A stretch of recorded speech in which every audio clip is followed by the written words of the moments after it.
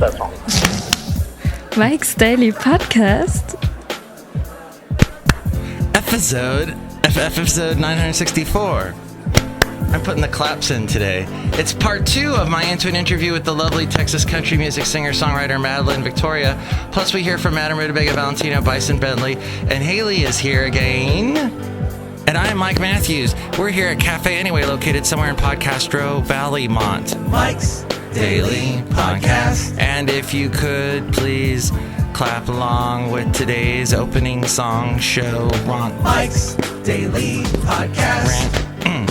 Oh, it must be so hard to be Senator Ted Cruz when you've got somebody like Ben Carson who also shares your views, but yet Ben's ahead and it makes Ted lose. They both pull from the same voters pool. Ted's hoping Ben's backstory inconsistencies eat him alive tonight. Mike's Daily Podcast. On their debate stage. But it's Fox News business behind the debate, so what will Mike's Ted rage daily against podcast? Since this is the media that he's supposed to kowtow to. And in other news, I've got to go in for a dental checkup.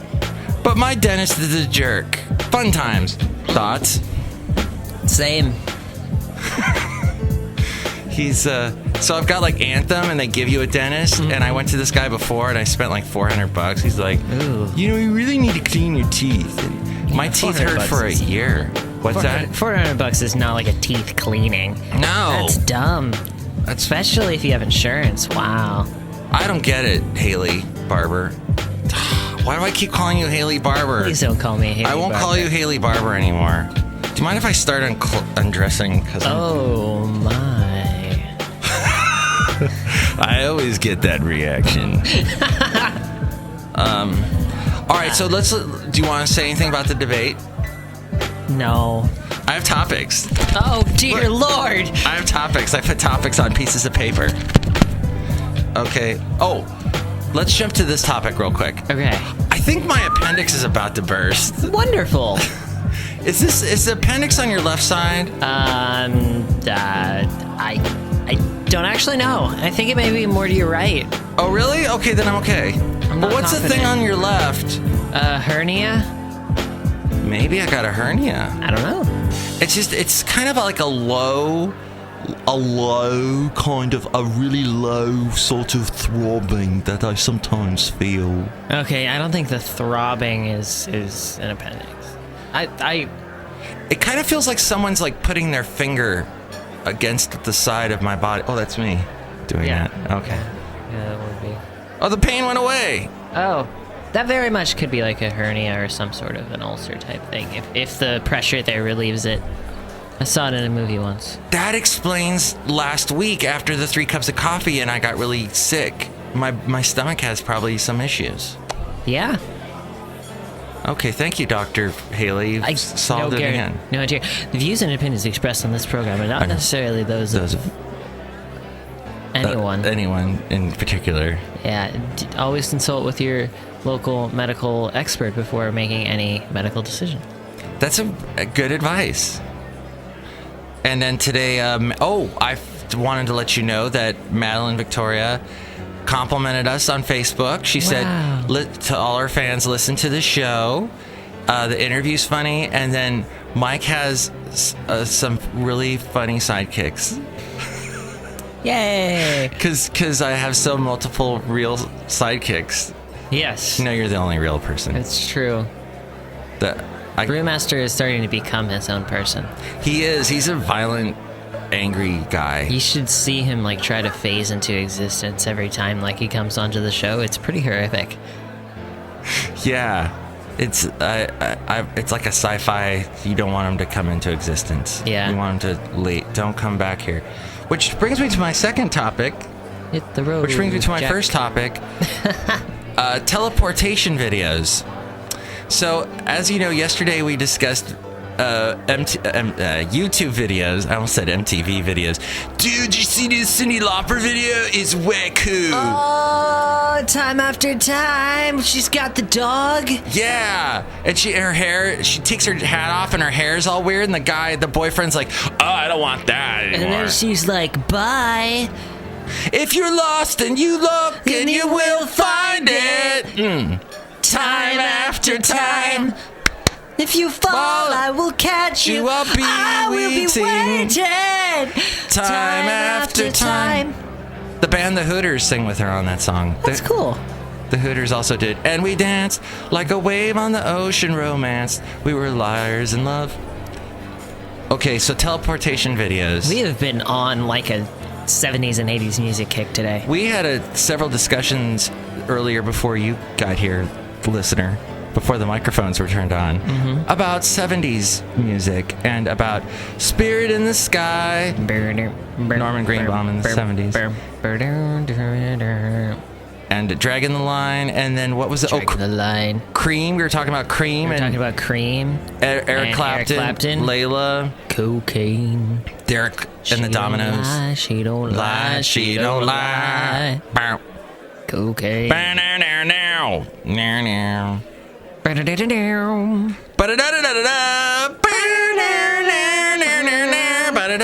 See what happens?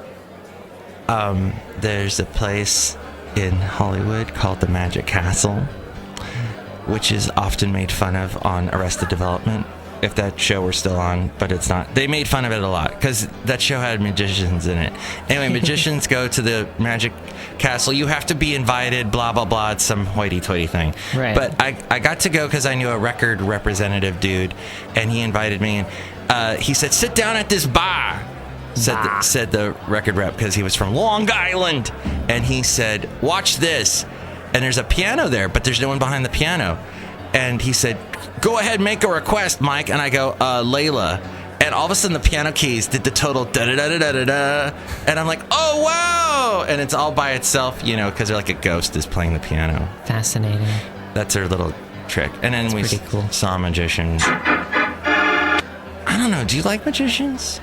I used to a lot more than I do now. You seem like you would know some magic tricks. I do. Or I did. Believe it or not, my mom, for a time, was a professional clown. And she used to do some magic. Whoa! So I did learn some magic, and I did a talent show or two. Oh my gosh! She specialized in face painting. She could never get down the balloon animals, but she was a professional clown. That is the most... I so want to meet your mom. That's an amazing story. I love clowns. I'm not one of these people that get scared. I even saw the pictures of, what's his name? Casey? Macy? John Wayne Gacy? Yeah. Or is it William H. Macy? Oh, no, that's an actor. Yeah. And I saw the clown, and it is pretty scary, but I'm like, clown's supposed to be happy.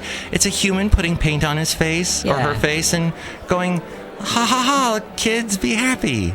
I know someone who's like terminally afraid of clowns. Everybody is. Which is funny because his favorite fictional character of all time is the Joker. And that's like a clown weird guy. Yeah, now, but he's absolutely terrified of clowns. When he was 12, he went to the circus and punched a clown because he was so afraid of it. Now the clowns are afraid of children because of this boy. Yeah. He punched a clown. Yeah. But now, do clowns get hurt because they're mostly padding, aren't they? No. Not if you punch them in the face. Oh, he punched him in the... But then, I think he punched him in the face. Wouldn't that fake nose deflect the punch? I don't think so. Have you ever worn one of those? Oh, those are painful. You're right. They're not the fake nose isn't painful, but it's like the little microphone muff. Oh, yeah. I have a little microphone muff that's red, like a clown's nose. Now it's freaking me out. Now, I wanted to say, if you punch a clown, Haley, does it go honk, honk, honk every time you punch him? Honk, honk. Probably. I'll have to ask him. I would also like to point out my second topic. Yeah, what was your first one? Did we miss it? My first topic was Focus on the Family has this thing. That was your first topic? This is my first. This is the one before all my topics. This topic. The pre-topic topic. This is a pre-topic. This is a pre-wash before you got to wash the other hair. I remember hair. I don't have it anymore, but I remember I used to have to pre-wash the wash That's probably why I don't have any hair anymore. Yeah, probably, because I just wash it. Oh, okay. And then I post-wash it. Oh. Saves time. See, that I think I'm referring to anywho. Who says anywho anymore? You. Dang. And coinkadink. I gotta change my language structure. Focus on the Family runs a commercial on our Christian station where they review things. We've mentioned him before. He reviewed the new Taylor Swift song. Right. Today he reviewed the new Adele song, which is Starting from the Outside. Hello is the name of it. Hello. Is it me you're looking for? Which Lionel Richie is getting all the recognition from that, because everyone they hear hello, they think of that 80s song. So it's true. And the blind girl in the video, and it's really touching. So Adele has this great song, Hello, which you may be sick of by now because it got mega played power rotation on every single radio station on the planet. But focus on the Family's review guy who had problems with Taylor Swift's last song because the music video, I guess maybe she shows skin or something.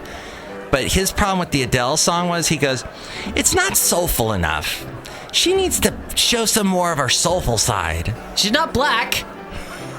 She puts a lot of soul into that. She puts a heck of a lot of emotion. Yeah, emotion, but I mean, I guess it's sort of a soulful emotion. It is a soulful emotion.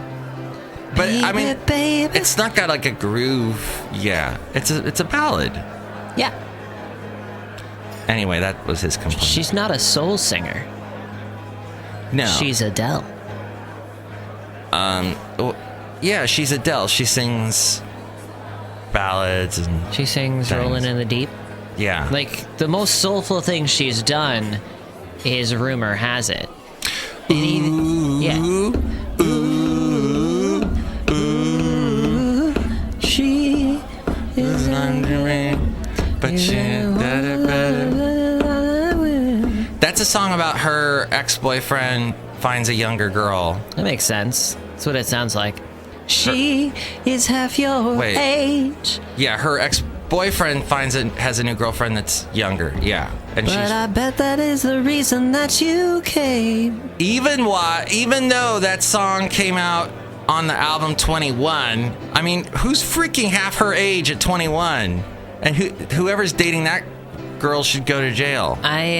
She wasn't 21 when 21 came out. Yeah, she's the age of whatever she's young. She's younger than she looks. Because the next one is the new one's called 25 because she's 25. I don't think so. I don't think that's how it works. I stand by my thoughts. I respect that. And I respect your disbelief. Like, I swear she's at least 30. She has to be. All right. We could look it up on Wikipedia right now, but I don't see any computer screens around us. Nope. And then finally, my second topic is Mink Creek Coffee, which is in a town called Arab, Alabama. Arab. Is that how it's pronounced? Arab. It's not Arab. I thought it was Arab, and everybody corrected me. No, Mark, it's Arab. Arab. We don't say the Arab word around here. So that's what it's called, Arab. And I took a picture, and that's the podcast picture. I got a little ahead of myself today, Bailey. But we won't do that part here with the Ariel going, here's today's podcast picture. Instead, we'll have someone come in right now. One of our sidekicks. Hello, Michael Matthews. This is Madame Rootabega. Hello, Haley. I loved your 70s music singing. You need a better sidekick name if we're gonna do this. That is my name. What are you talking about? I'm very old. I've been around since the beginning of time. We're gonna call you Miss Muppet. Miss Muppet? No. I don't sound anything like a Muppet. Kermit. Look who else just walked in. Hello there, Mike. This is Valentino, the president. And this is Bison Bentley. Do you know that? All right, we're gonna have Mike. I think that Ted Cruz should drop out so that Chris Christie takes his place there. Okay. You were gonna have a name for Valentino? Yeah, well, I'm trying to think of like They're both sidekicks, but like one of them is the sidekick to the sidekick. I'm not a sidekick, I'm a free man. Do you know that? All right, we'll call you Freeman. I'm Freeman. I like that name, Freeman. No, my name's Bison Bentley. Do you know that? Wow, Mike. I kind of like... can I be Freeman? You can be Freeman. I'll be Freemantino. Freemantino. That's what I'll be. I enjoyed all our sidekicks showing up just now. Bison Bentley is kind of a good sidekicky name anyway. Bison Bentley. Mm-hmm. Have you ever seen a bison? Yeah. Where was it? In the middle of friggin' nowhere. Central California, there's all sorts of various animals and things, you know? That's where Mink Creek Coffee was, in the middle of nowhere. The last place on Earth? That's where we are. Cafe anyway. And all the cafe characters will send you a special greeting if you donate to the PayPal and become an Inglorious Mike's Daily Podcaster. Yay! That was my Muppet impersonation. And then Haley... we have the Amazon thing, Haley, where people can go to. If you're going to buy anything on Amazon, go through mikesdailypodcast.com and click on that. If you have any comments for us, you can email me, mikesdailypodcast@gmail.com, or comment on the Twitter, the Facebook. We read your comments on the section, emails from email, and your comment, not so comments. I got this comment about someone who really likes the song, Giant Steps Are What You Take, Walking on the Moon. I just hope my leg don't break. Walking on the moon. Ow! Walking on the moon is treacherous, especially with all those pyramids up there. That's true. All those I saw that Nazi camps. What is that movie? Iron something? Iron Sky. Oh, that is crazy. Oh, I have been meaning to watch that. That's on Netflix. I watched a little bit of it. It's like what if the Nazis built rockets, went up to the moon, and are safely hiding up there? What do you mean, what if? And then there's also all the other places you can listen to the show on MikeSillyPodcast.com. Let's say you're listening to us at one place right now, and you want to go try another place. There's several selections. Wow, amazing. There's also the podcast picture and all my past interviews. But you do have to be careful if you're gonna move to somewhere else, because you're probably gonna want to skip ahead to the spot that you were listening before. But if you go to like Podomatic, for some reason it won't let you skip backwards. So you got to be right on it. You got to start a little bit early, maybe. Freaking Podomatic. And if you go too far, you got to refresh the page. Or maybe it's Mixcloud. It's one of those. I was listening to a podcast through the iTunes podcast app. And it was so annoying because every time it would just drop out and then go to the next show. And I was just getting to the good part of some podcast, and I have to, anyway, maybe that's just my little white person's problems. Third world problems. Wait. No, first world. What world are we? We are the one world. One world! One love! Let's get together. Gotta love everybody right now. Mashup. And now the lovely Madelyn Victoria, as we speak more about her wonderful music and her sheer unencumbered beauty. Into an interview. Oh, okay, yeah. I'm speaking with the lovely Madelyn Victoria. She has a new song called He Only Loves Me on the Dance Floor. We heard it on the last show. And I read here that you were the Shania Twain Sing-Off contest winner. Tell me about that contest.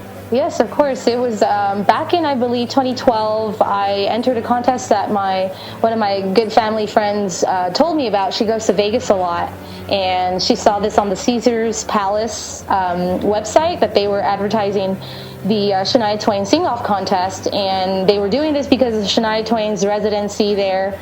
I don't know if you're familiar with that. She had some big shows in Vegas, which was amazing. So, of course, I'm a fan of all country music, and Shania Twain I've always been a fan of. One of her songs was actually one of my parents' songs, one of their, I guess, wedding songs, you could say. And so that always hit close to home, that one of her songs. And also because she's just an amazing performer and entertainer and overall artist. So I loved her. I heard, first thing I heard, I'm going to enter that. And there were two ways to enter. And one way was in person, going out there to Caesar's Palace and auditioning for the judges within, I guess it was just a 2-day audition, 2 days where they held them, and also video submissions. So since I'm all the way in Deep South Texas and I couldn't really get out there in time, I did my video submission through YouTube. They were accepting those, and they had 2 winners. And about, I believe, after you enter, it was 2 months after that they would announce the fan favorite. People were voting at the same time, and then also the grand, prize winner or whatever. And they picked me, so that was pretty cool. Just a video submission, and I got to stay there in Caesar's Palace for about 3 to 4 days. We got to see Shania Twain, and also my prize was to perform at the rodeo there that they held. In December of 2012, and also to perform on the strip, the Las Vegas Strip at Planet Hollywood, with a band that they set up for me, and they learned my songs, and we played there for about 2 long sets there for the people of Las Vegas on the Strip, which was at the time, me getting my band together and my music started. It was just a great experience, and anywhere and anything I could do to get my music out there is just really great. So that was just a really great thing overall, and I'm excited to say that I went through that, and it was just a great experience. What were the submissions for the contest? What songs did you do? Oh yeah, I did. You could pick. I believe they gave you a 5-song choice of Shania Twain songs, and I did my parents' love song. The song that was theirs. It's "You're Still the One." Oh yeah. Yeah, so I love that song, and I guess they liked it too. What was the other one? Actually, it was just a 1-song submission. Oh, 1 song. Okay. Yes. Okay. So you did your parents' way. That's wonderful. Yeah. What a nice little way to honor your parents too. Mm-hmm. Exactly. It was really nice. But did you get to meet Shania? That's probably the only I was bummed out about. No, I did not get to meet her. This was a Caesar's Palace and Planet Hollywood, the whole Vegas thing. They put this all together, and I guess her PR or somebody didn't let her know that I was there, and I got to see the concert and everything, and sit right up super close, and just didn't get word to her. I'm sure she's a very busy woman, and that's something that. And they were using her name and everything, so I guess she probably just didn't have time or something. But one day I'll probably meet her someday and say, hey, you know what, I won your contest. I remember she did this thing, I think it was with the Come On Over tour, where she would get someone, she'd do a contest in whatever town she was performing at, and whoever won the contest would sing the song What Made You Say That, which was like her first really big single before all the Woman in Me and Come On Over success. And so, wow, yeah, I'm sure someday. Well, you've won a lot of awards. We have a character here at Cafe Anyway named Benita the Rodeo Queen, but you are an actual rodeo queen? Yeah, that's funny that's her name, because I'm from San Benito, and Benita the Rodeo Queen. But yeah, that's cool. I totally, this has been like, I came up with that character in the mid-90s, so all of this time I did that. It was in preparation for talking to you. Oh, totally. This was totally meant to be. But yes, I was a rodeo queen at Los Fresnos. That's another town really close by to my town. Rodeo Queen. I was the first one, actually. They had been in rodeo for about 20 years prior to them deciding that they were going to look for a rodeo queen, and I had already done little pageants within the FFA organization. I'm not sure if you're familiar with that. Oh yeah, FFA at the fairs, and the pigs and the goats and the sheep. So because I was in FFA, I did Cameron County Cowgirl. I won that one. So from there, they made a tradition now that whoever won the Cameron County Cowgirl title, they would automatically become the Los Fresnos Rodeo Queen, and they did that the first year with me. So I was their first one, which was pretty cool. And, basically you just represent the rodeo, and you're out there with the cowboys, and plus, it was really a great thing that I sang. So I got to sing the national anthem. They have a 3-day rodeo event, so I sang it for all of that, and now it's pretty cool because now they have me as opening acts for big names that come down there at that rodeo. So it's pretty cool to have that under my belt and to say, you know, Rodeo Queen and whatnot. So yeah, really good memories.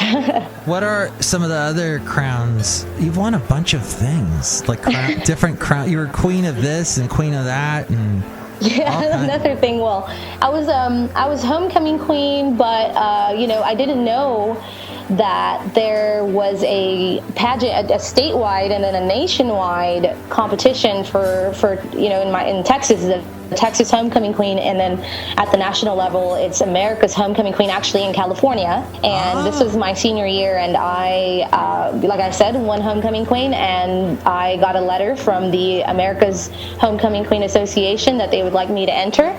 So I got some sponsors, you know, because I had to go up to Irving, Texas, that's kind of like the Dallas area, and compete against about 55 girls, I believe, 55 homecoming queens from all over Texas. And from there, they look at your community service work, they look at your volunteer work, they look at they do a question on stage, they do the whole modeling of the dress thing. There's no talent portion in this because it's basically more of a scholarship. They wanted to focus on the scholarship side, like, you know, the community service side and do all that. So, but you know, I didn't even sing for this competition, and I did. They also do, of course, interview with the judges, and about a 10-minute interview with judges, and I won that one. So I was the Texas Homecoming Queen. It was amazing, a really great experience. Of course, every little thing that I do, whether it's, you know, getting up on, anytime I can get up on stage and talk to the people or sing, is always helping me, you know, prepare for more and more things. And from there, I went to the America's Homecoming Queen pageant, and I won second runner-up from all the 50 states. Wow. So that was pretty cool. It was there in Disneyland. Yeah, it's just pretty crazy. I never thought that I would. I mean, I don't consider myself a pageant girl. I just love to talk, and I love to meet people and whatnot. So Disneyland, yeah. California. Yep. What was your favorite part of Disneyland? Okay, you know, it was another thing. I was so sick that whole week there in California. I couldn't enjoy anything. I thought I was not even going to place in that competition because I was sick. I had all sorts of, I don't know what it was, and maybe the airplane I got, I don't know, the altitude sickness maybe, I don't know what it was. It was crazy. So I don't remember much really about Disneyland. I think I went on, I was already sick and feeling dizzy and throwing up, but I still went on that was it Space Mountain or something? Oh, yeah. I still went on that. I don't know why. I was like, I got to, and I got even more sick, but. Oh, yeah, because that whips you around. You're in the dark. Yeah. Oh. Yeah, so, but it was, you know, besides me being sick, a really great experience. I want to go back to California so I can get a better one someday soon. Yeah, a better experience. Yeah. Disneyland in Anaheim, California. I'm in Northern California, and so I'm like an 8-hour drive from there. Oh, wow, yeah. I know Cali is just as, you know, we're big just like Texas, so I understand the 8-9 hour drives just to get to the other side of the state. Yeah. Yeah, we're long. We're like a weird long state, but yeah, you're just a huge state. Yeah. With your own power grid and everything, it's like your own country. Yeah, it's pretty much. Tell me about the song "Sand in a Bottle" that you wrote, and I love this song too. Oh, awesome! Yeah.